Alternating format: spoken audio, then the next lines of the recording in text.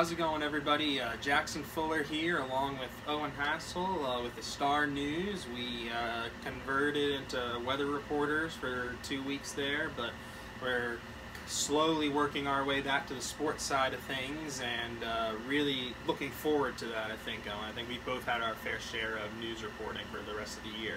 I'm looking forward to doing more videos like this. I feel like I'm a little skinnier right now with this position. It's really good, and just glad everybody, for the most part, was safe during the storm. I know there was obviously damage and a lot of different things that went on like you would have in a tropical storm, but it looked like for the most part it could have been a lot worse, is what I'm saying. It's the idea, it can be better, it can be worse.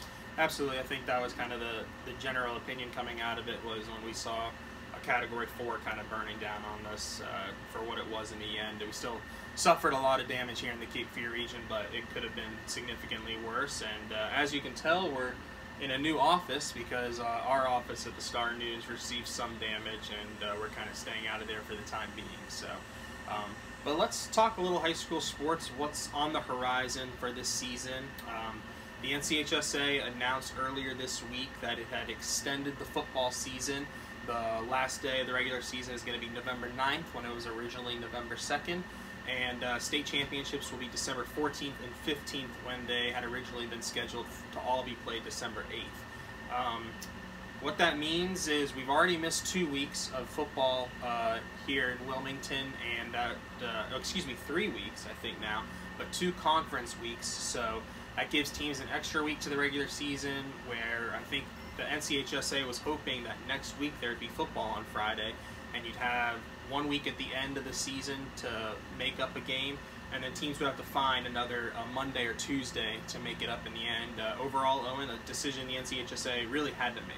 Yeah, not much flexibility on this one. Matthew 2 years ago, a little bit different, where that 1 week made all the difference. Now, though, this 1 week makes some difference. It's still not going to completely fix things as far as being able to play Friday after Friday. There's going to be some Mondays, like you said, that are going to have to be played, maybe some Tuesdays, whatever way some schools worked out. And Brunswick being out all of next week now, what does that do for the Brunswick schools? They're going to be no high school sports for 3.5 weeks. I mean, nearly a month. How do you make that up? I know everyone wants to talk about football being the sport where the money sport, so to speak, but there's so many other sports impacted. Obviously, everything in the fall.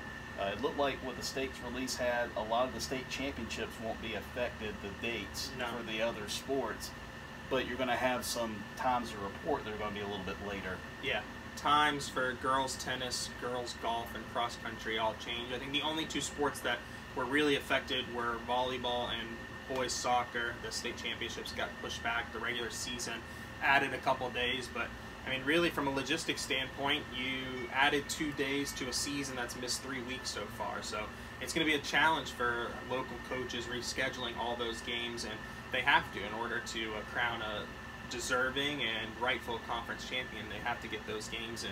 You mentioned Brunswick County. Interestingly enough, that's the only county that they're practicing today.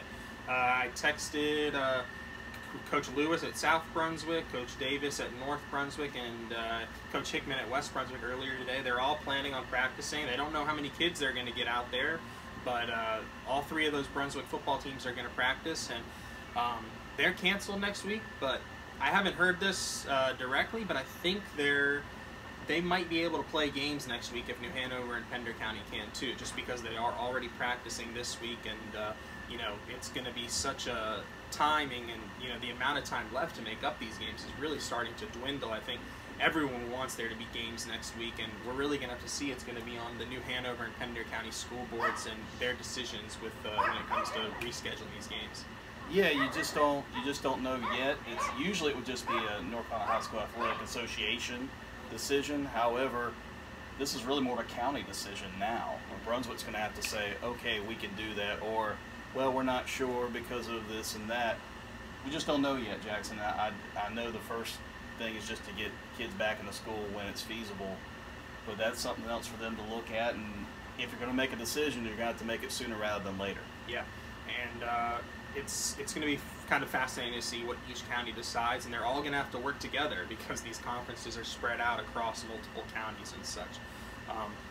I think we're all hoping that maybe there can be some games next week, but I wouldn't be too optimistic that's going to happen, especially with the damage that places like Pender County received. I mean, the Topsail baseball team, for example, lost the roof to one of their dugouts, and the scoreboard came down out there. So, and that's just a small example of the type of damage that some of those Pender County schools and other areas have received. Anything else that you think we need to point out to the readers right now, Owen? I think the first part, it should be pretty easy. Anything that was non-conference that wasn't played, you can pretty much scrap that now, especially football. That first week that the schools were out, that first Friday was, for the Mid-Eastern Conference, you had some lingering non-conference games. It was kind of a bye week for a majority of the county for football purposes. I don't see any way you can make that up or even try at this point. So that needs to be not even thought about now. Now it's just conference play, and when you're looking at 2 or 3 weeks of the conference season out, that is a tremendous. That's going to be difficult. There's going to be some 2-week games for football. There's no other way around it. Probably at least 2 weeks of that being the case, and you got another situation like Matthew 2 years ago. If you get to a state championship, you're just about playing on Christmas. Yeah.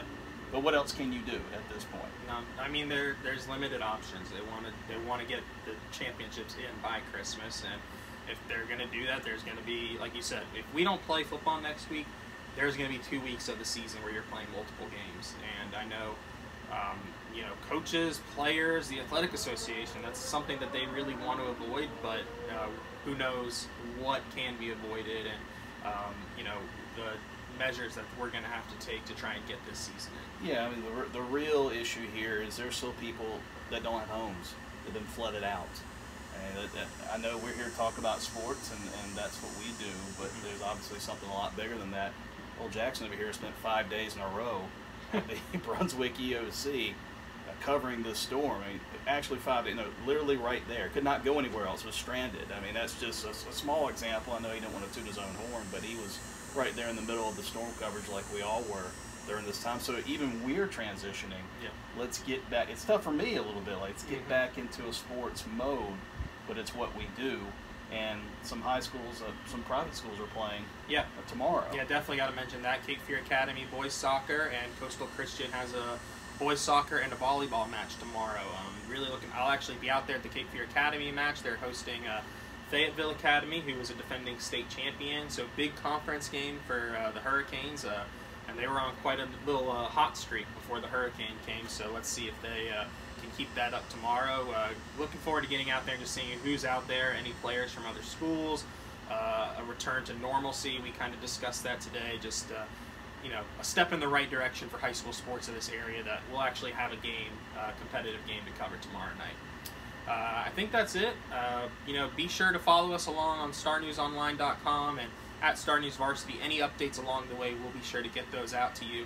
And if you're watching this, really glad that you guys are safe and we all made it through this hurricane, and hoping better days filled with sports are ahead for the community, and we can all kind of return to normal not too long from now. So have a good one, and we'll talk to you later.